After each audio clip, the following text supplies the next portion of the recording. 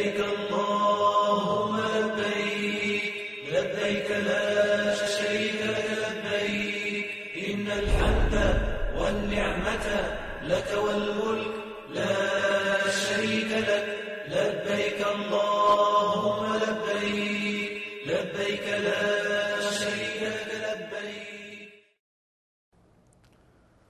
بسم اللہ الرحمن الرحیم. ناظرین محترم، حج اللہ تعالیٰ کی وہ عبادت ہے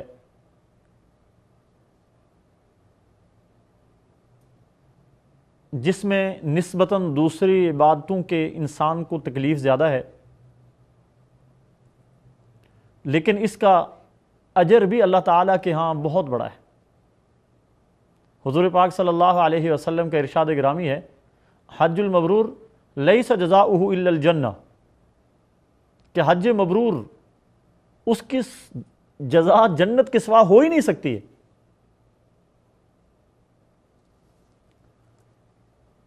تو حج جس طرح اہم ہے اس کے آداب کا بھی ہمیں خیال رکھنا چاہیے. حج میں چند ایک چیزیں ہیں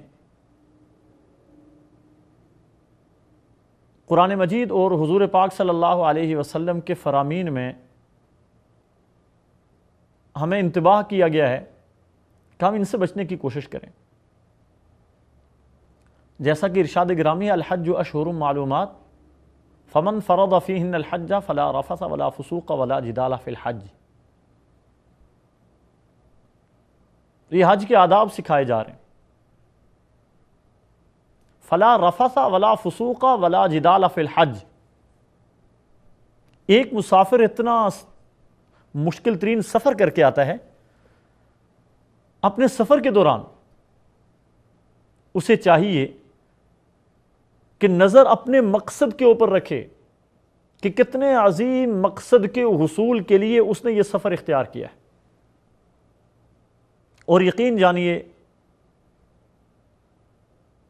اگر ہماری نظر مقصد کے حصول پہ ہوگی تو اس راستے میں آنے والی پریشانیاں ہمارے لیے آسان ہو جائیں گی. اس راستے کی پریشانیاں ہمیں پریشانیاں نظر ہی نہیں آئیں گی. جیسا کہ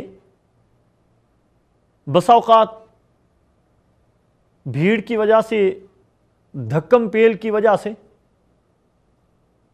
اس سفر کے دوران کسی کو دھکا لگ جاتا ہے. اب اگر اس کے جواب میں ہم غصہ ہو گئے، بدلہ اتارنے کی کوشش کی، تو یہ ہمارے اپنے لیے ایک مصیبت، ایک پریشانی بنے گی. اگر معاف کر دیا، اللہ تعالیٰ معاف کرنے والوں کو پسند فرماتا ہے. اللہ تعالیٰ نے ارشاد فرما دیا، فلا رفث ولا فسوق ولا جدال فی الحج.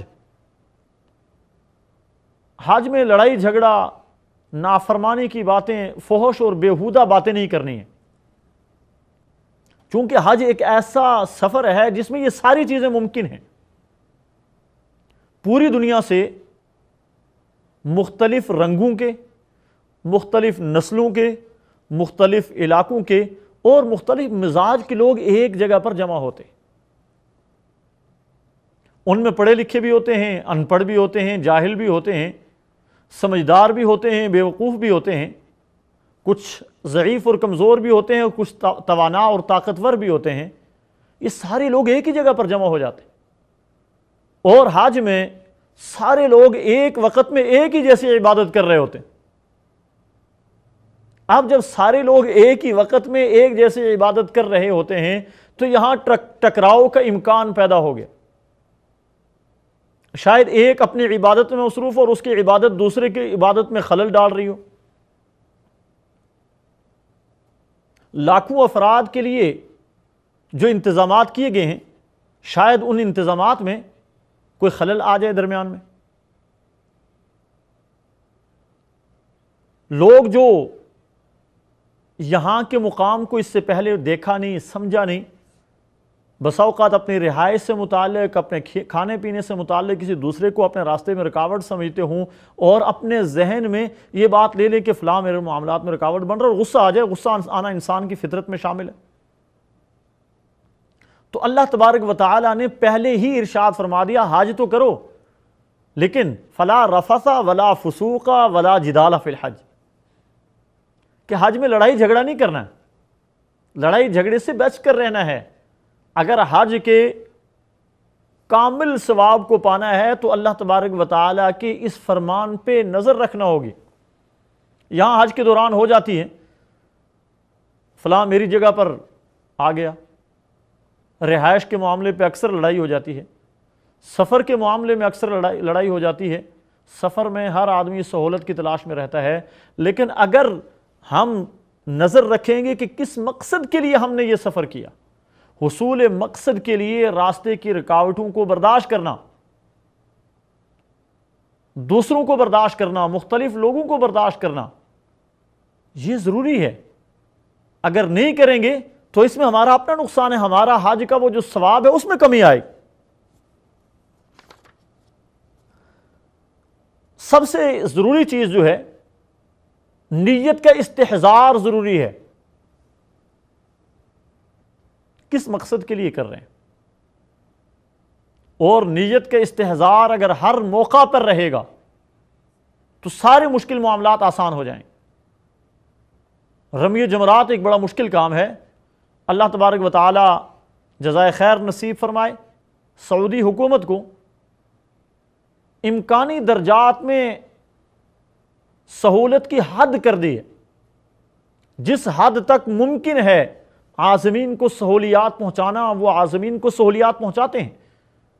اس کے باوجود چونکہ رمی جمرات کے دوران دھکم پیل ہوتی ہے، اس میں آپس کے لڑائی جھگڑے کا خطرہ بہت زیادہ ہوتا ہے، اور ہوتے بھی ہیں، ایک دوسرے سے آگے نکلنے کی کوشش کہ یہ کام میں جلدی کر لوں، لڑائی جھگڑا ہو جاتا ہے۔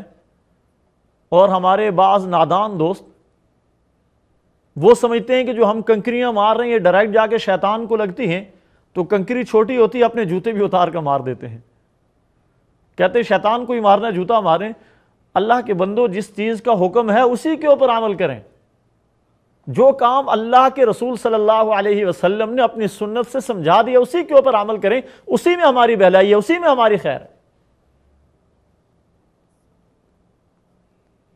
تو رمی جمرات ہو، منا ہو، عرفات ہو، مزدلفہ ہو، طواف کے دوران ہو، یا مقام ابراہیم پہ نفل پڑھنے ہوں، صفا مروہ کی سعی کرنی ہو، اس دوران جس طرح آپ نے کرنی ہے اسی طرح باقی تمام لوگوں نے لاکھوں کی تعداد میں کرنی۔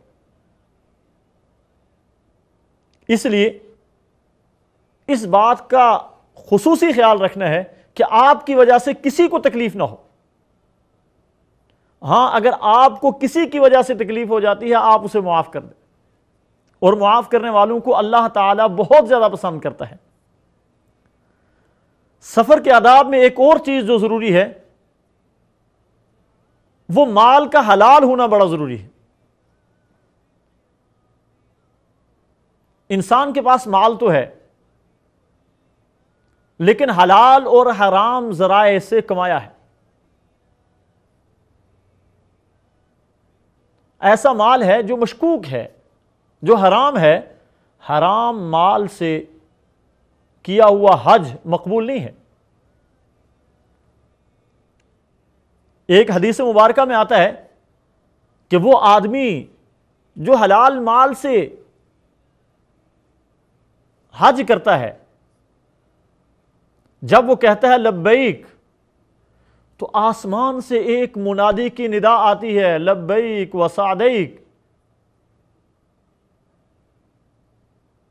اور وہ آدمی جو اپنے حلال مال سے حج نہیں کرتا، حج کی ضروریات کو پورا نہیں کرتا، جب وہ کہتا ہے لبیک، آسمان سے ایک منادی آواز دیتا ہے، لا لبیک لا سعدیک۔ تو اس لیے ضروری ہے کہ ہمارا مال پاک اور صاف ہونا چاہیے۔ پاک اور صاف مال کے بغیر حج ادا نہیں ہو سکتا ہے۔ ہم اپنی توانائیاں بھی ضائع کرتے ہیں، اپنا مال بھی ضائع کرتے ہیں۔ اس لیے ضروری ہے کہ ہم حج کریں۔ اللہ تبارک و تعالی ہم میں سے ہر ایک کو حج کی توفیق نصیب فرمائے، حج بیت اللہ اللہ تعالیٰ نصیب فرمائے، حضور پاک صلی اللہ علیہ وسلم کا پیارا شہر مدینہ دیکھنا نصیب فرمائے، مسجد نبوی، آپ صلی اللہ علیہ وسلم کے روضہ مبارک کی زیارت اللہ تعالیٰ ہم میں سے ہر ایک کو نصیب فرمائے۔ لیکن اتنے مقدس سفر پہ آتے ہوئے پہلے یہ بات ذہن نشین کر لیں کہ ایسا نہ ہو کہ آپ کا مال حلال نہ ہو اور آپ کی یہ ساری کی ساری عبادات صرف اکارت جائیں اور اس کا آپ کو آخرت میں کوئی فائدہ نہ ہو۔ اللہ تعالیٰ ہمیں عمل کی توفیق نصیب فرمائے۔ لبيك اللهم لبيك لبيك لا شريك لك لبيك إن الحمد والنعمة لك والملك لا شريك لك لبيك اللهم لبيك لبيك لا شريك لك لبيك